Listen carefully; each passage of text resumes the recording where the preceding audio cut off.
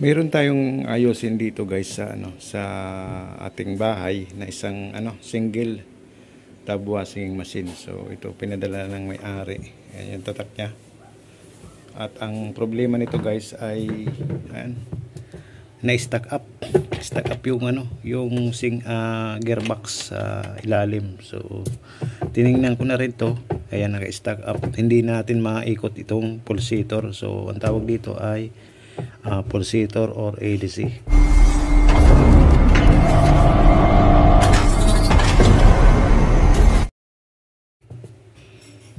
So bago natin simulan pala mga kaibigan, mga kadiskarte, ay kung bago ka pa lang napadpad sa aking munting channel, ay huwag mong kalimutan mag-like, mag-comment at mag-subscribe. So simulan natin. Bali ito yung switch nya, selector switch. Ang tawag dito guys ay selector switch, at ito naman yung drain selector. So direct drain selector, mayroon siyang drain, may heavy drain, may delicate. So yan yun. Gagawin natin mga kaibigan ay i-check yung power cord nya. So ang gagawin natin, check muna natin yung power cord kung okay ba yung connection nya. Guys, i-check natin ang power cord kung okay yung connection. Bali ang tug washing machine, ang tawag dito ay single tub washing machine. So single tub, meron siyang 7.5 kilos yung laman ng pwede nyong ilagay dito ay 7.5 kilos. So pwedeng bumaba at wag lang tumaas sa 7.5 para hindi mapuwersa yung, kung mayroon kayong ganito, para hindi mapuwersa yung washing machine nyo. So ang gagawin natin ay check natin yung power cord. So kailangan sa pag-check natin ng power cord, meron tayong analog tester. So gagamit tayo ng analog tester guys, at isisit natin sa extend resistance reading. So dahil hindi pa tayo gagamit ng kuryente, ay isisit lang natin dito, dahil ang gagawin naman natin ay titingnan natin yung needle pointer kung papalo ba o hindi. Pag pumalo siya, ibig sabihin ay may connection. Pag hindi, walang connection siya. So ang washing machine guys ay meron siyang reverse forward. Mayroon siyang reverse forward. So kukunin lang natin yung power cord. Bali ito yung power cord. Kapag makalawangin na yan, ang gagawin nyo lang, yan, pag may kalawang na siya guys, ay yan, gamit kayo ng Phillips screw or anong matulos na bagay.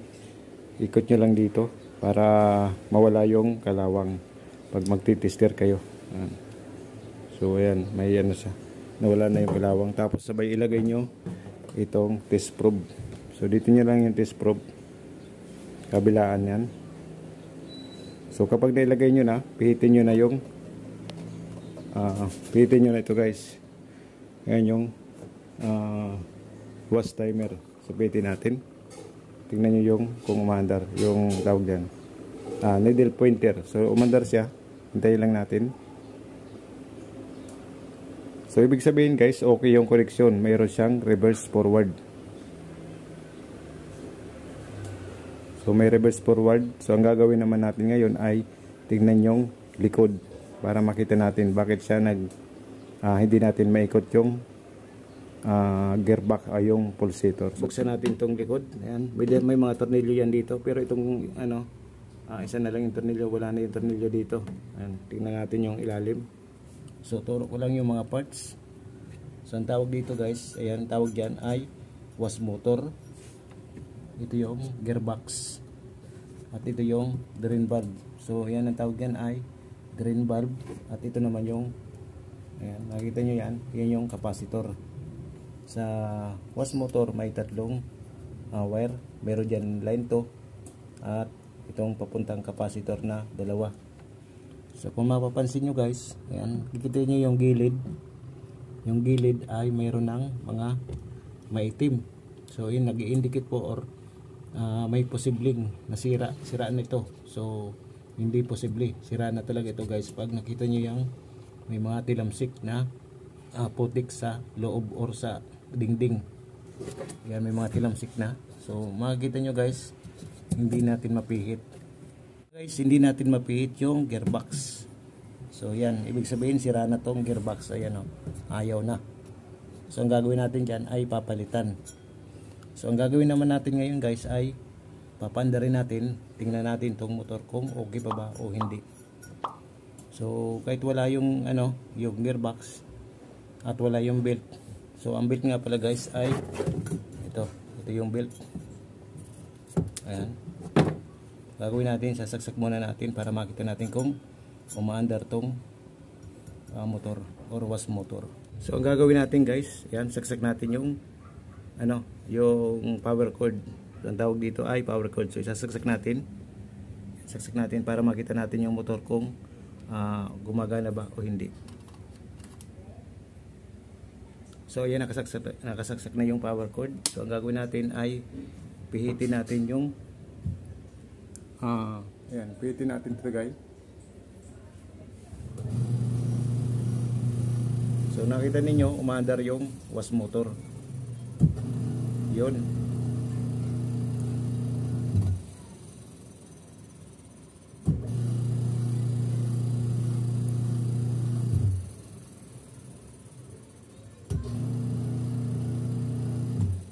So ibig sabihin guys, buo ang was motor. So ang problema lang natin ngayon ay yung gearbox. Gagawin natin dyan ay buksan tong, tanggalin tong mga tornilyo. Yan, may mga tornilyo dyan para matanggal natin yung gearbox. So napansin ko wala rin siyang, ayan, wala rin siyang hose. May hose siya pero putol-putol na. So ayan, tanggalin natin yung gearbox.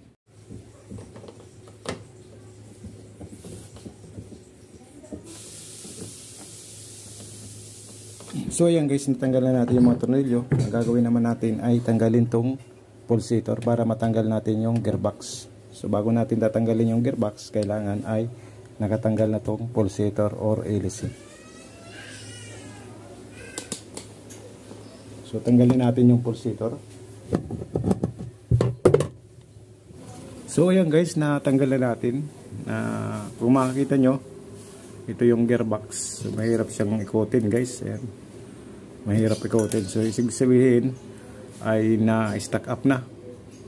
So stack up na. Kasi alam mo nyo kung bakit guys, ay yung tubig dito sa ilalim or dito sa loob mismo, yung tubig ay pumapasok na dito sa loob ng gearbox tapos ay lumalabas na dito. So buti na lang at hindi nasira yung was motor. So ang gagawin natin ngayon guys ay tanggalin to.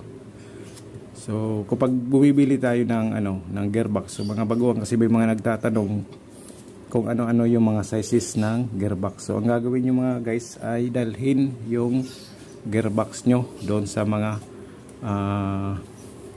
repair shop para maging sample nila, para alam nila yung ibibigay sa inyo. So ang gagawin natin guys ay kasi ay iba-iba yung ngipin, iba-iba yung sizes, iba-iba yung kumpanya na gumagawa ng gearbox. Kaya kailangan dala nyo yung sample. So ang gagawin natin ay tanggalin tong gearbox. So ngayon guys, natanggalan natin yung mga tornilyo. Yan. Kung makikita nyo, nakadikit pa siya. Dahil mayroon po siyang rugby. So iba-iba yung nilalagay. Yan, wala na. Ang tornilyo. Bali, apat na tornilyo lang dito nakalagay. Yun. Tanggal. So ito yung tsura ng gearbox. So may kwadrado siya guys. So kung makikita nyo, kwadrado siya. So ang iba kasi dito may mga ngipin. So kaya yan ang kaya ako pinapadala yung yung sample ng gearbox kung kayo ay bibili. So ang gagawin natin ay bibili tayo ng gearbox. Yan, papalitan natin ito. Papalitan natin to guys. So ayan guys, nakabili na tayo ng gearbox. So bali ito yung luma. Ayan, luma siya guys. Ang problema ay medyo mababa.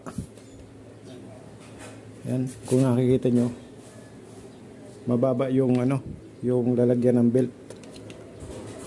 So ang sabi ng repair shop, wala silang makita na ganito. Ganito pala, wala silang makita. Wala silang available. So ang gagawin natin ngayon ay i-adjust natin yung motor, ibaba natin yung pulley. So yan, medyo mahirap, kaya ang gagawin natin ay gawan lang natin ng paraan. So i-adjust natin yung pulley mga kadiskarte.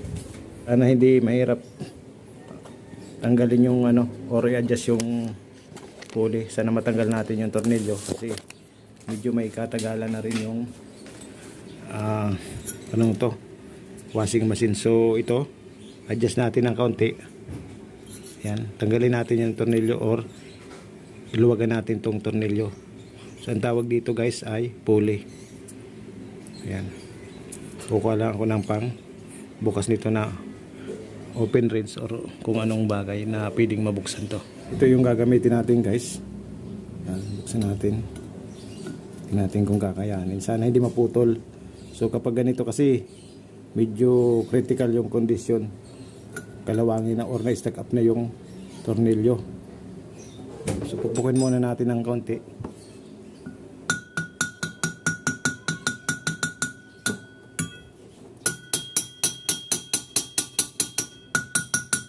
Sana hindi maputol. Yan. Buksan na natin.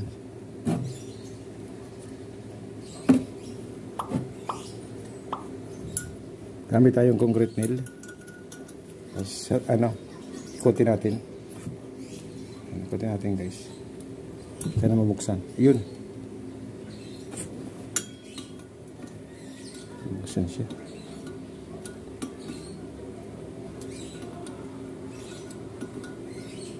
So ayan.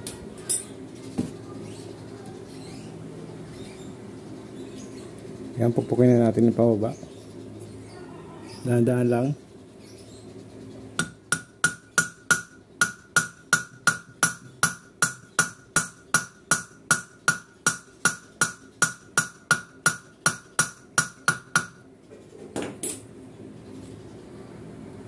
So ayan, bumaba na siyang bagya mga kaibigan. Tapos ang gagawin naman natin ay higpitan na natin yung tornilyo. Salamat tayo dahil hindi siya mahigpit or hindi na-stack up tong tornilyo. Mahirap buksan kasi ito eh. So yan, ilak natin muna.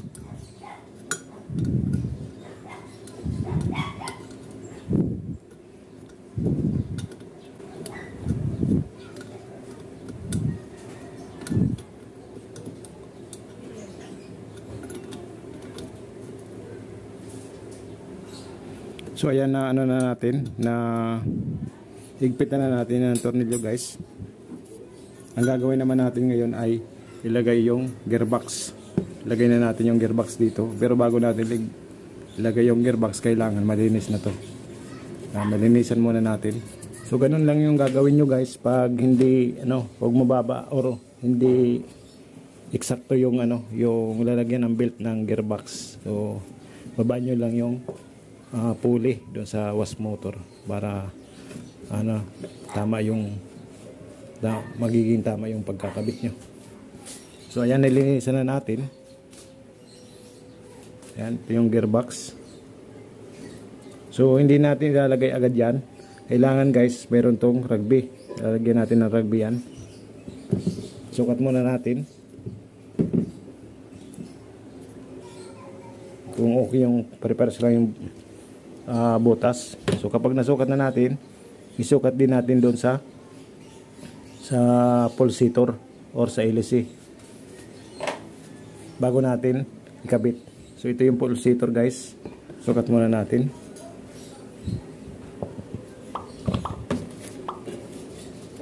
So ayan, nasukat na natin siya guys. Ayan. Saka natin ilalagay dito at lalagyan ng rugby. Ito lang yung gawin nyo. Ayan.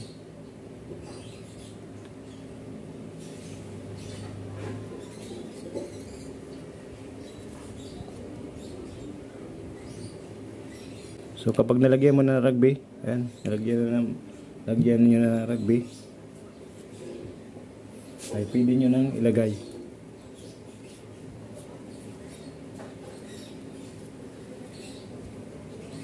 So yan guys, lagay na natin. Tapos lagyan na natin ng tornilyo.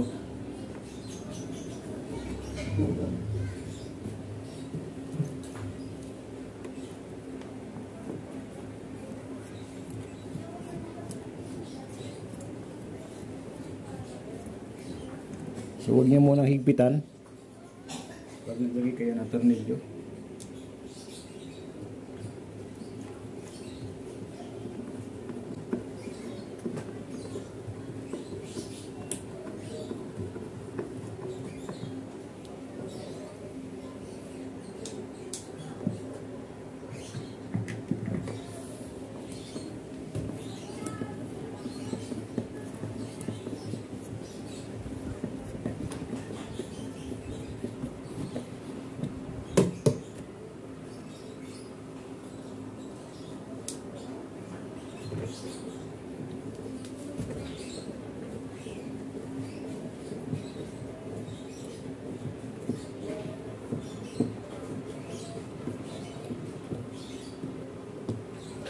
So ayan guys, saka nyo higpitan pag nilagay mo na yung apat na tornilyo. Tingnan natin yung yung gearbox. So ang gagawin natin, ibaba natin ito para masukat natin yung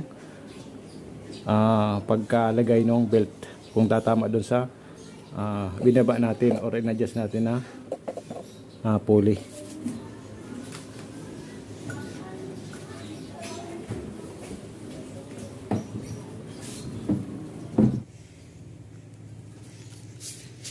So ayan guys, nilagay na natin yung belt. Ayan, yung belt. Ayan. So ibig sabihin, medyo kulang pa yung pagkano natin. Kulang pa yung pagkababa na natin. So pwede natin pihitin na ng kaunti.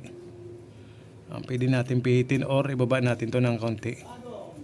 Ayan, pihitin natin or ibaba natin tong pulley guys. Ayan. Kasi medyo tagilid pa tagilid pa yung belt. Tagilid pa siya. So ibaba natin ng kaunti itong pulley. So yan guys, in-adjust na natin. Tama-tama na dun sa pagkalagay natin o tama-tama na dito sa gearbox itong pulley. So kung makikita niya, pantay na siya. So ang gagawin naman natin ngayon ay paandarin na natin. Pero bago natin paandarin ay lalagay natin yung pulsator. So ayan, lagay muna natin yung pulsator guys. Ayan. Check muna natin, baka mamaya madumi or meron mga himulmul. Ayan, check natin muna siya. Linisan muna natin bago natin ilagay guys.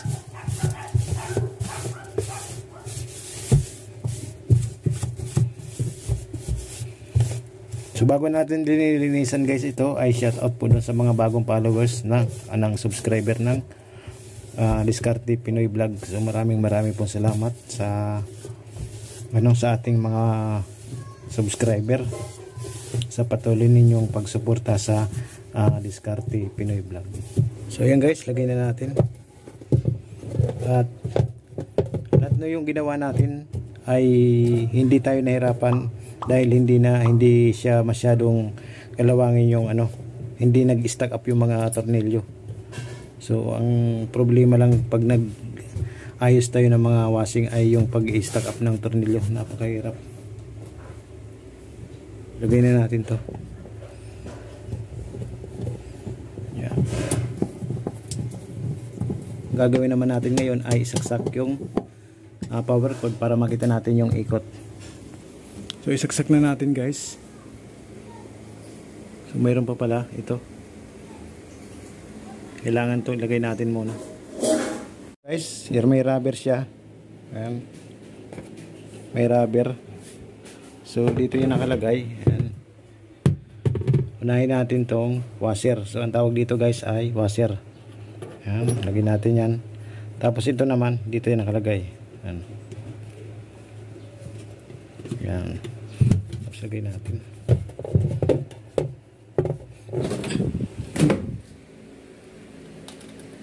So So kapag nasaksak na natin, pihitin natin tong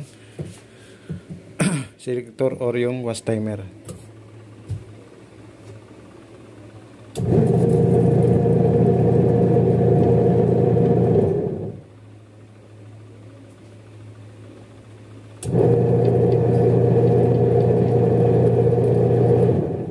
So ayan guys, mayroong reverse forward, okay po siya. Maganda pa yung ano niya, yung belt. Kasi pag maluwag yung belt niyan, iikot pa siya kahit nakatigil na o napatay na yung kuryente.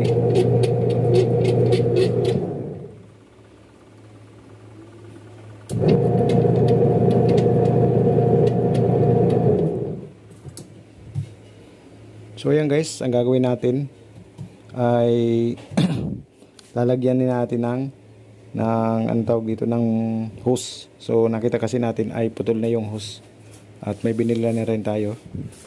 So ito yung hose na ipapalit natin guys, yan. Yung binili ko na rin doon sa repair shop. Yan, standard. So kahit di mo nyo dalhin yung sample ay standard naman pag nasa washing machine ang ilalagyan nyo ng hose. So ayan guys, tanggalin natin yung putol na hose. Papalitan natin ang hose niyan guys dahil putol na. Ayan. Kalahati na lang. Tanggalin natin.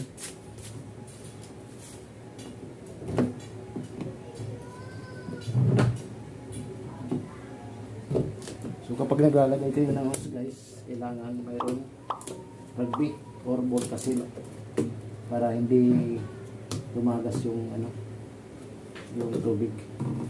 So ayan may mga himulmul. Himulmul pang tira. So yan yung nagbabara sa washing.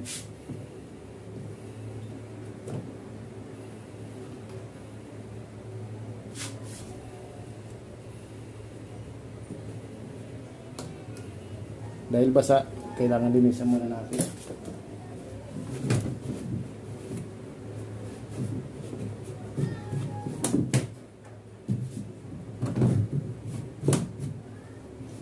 So yan.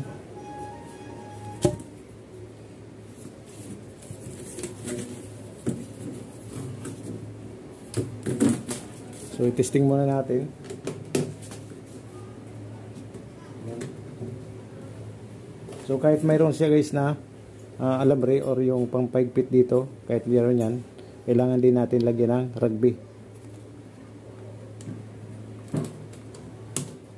para sigurado. So kung nakikita nyo kasi ayan, maluwag siya.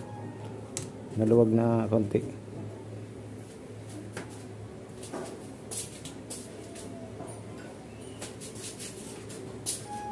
So ang gagawin natin guys ay lagyan natin ng rugby.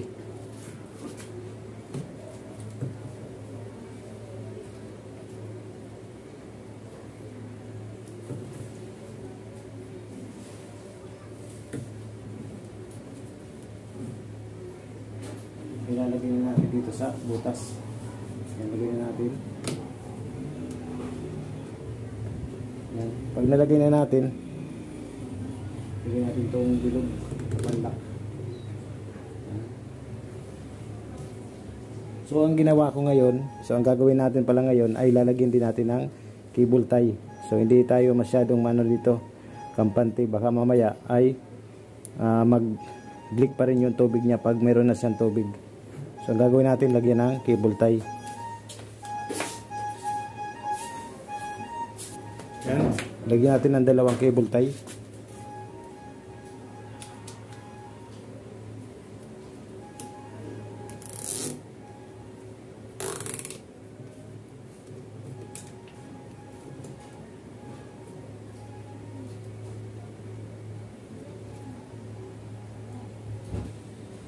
So kapag nalagay na natin yung cable tie, siyempre kailangan natin gupitin yan. So ayan guys, nagupit na natin. Ibabalik na natin siya sa dati.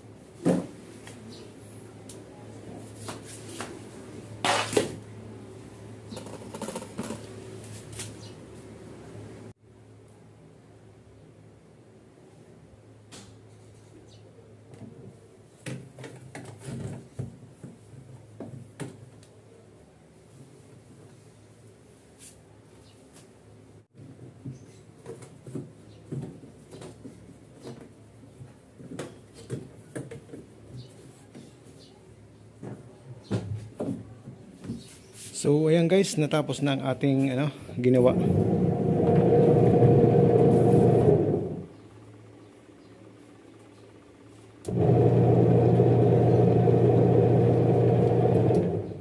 So ayan, natapos na ang ating ginagawang single tub washing machine. So ang bali ang pinalitan natin dito guys ay gearbox. So gearbox yung pinalitan natin dito at yung hose. So yung gearbox po ay nag-stack up dahil sira na. So naglilik na yung tubig. Sa mga gumagawa ng ganito, halimbawa nagpalit po kayo ng gearbox or di kaya hose, sabihin niyo po sa customer na wag mo na gamitin. Halimbawa ginawa niyo ngayon, wag niyo na muna gamitin ngayon. Kinabukasan niyo na para maiwasan mag-leak uli dahil yung rugby ay hindi pa tuyo. So kailangan ang gamit niyan or gagamitin ay kinabukasan na para at least tuyo na yung rugby, hindi na maglilik yung tubig. So yan, maraming salamat at God bless.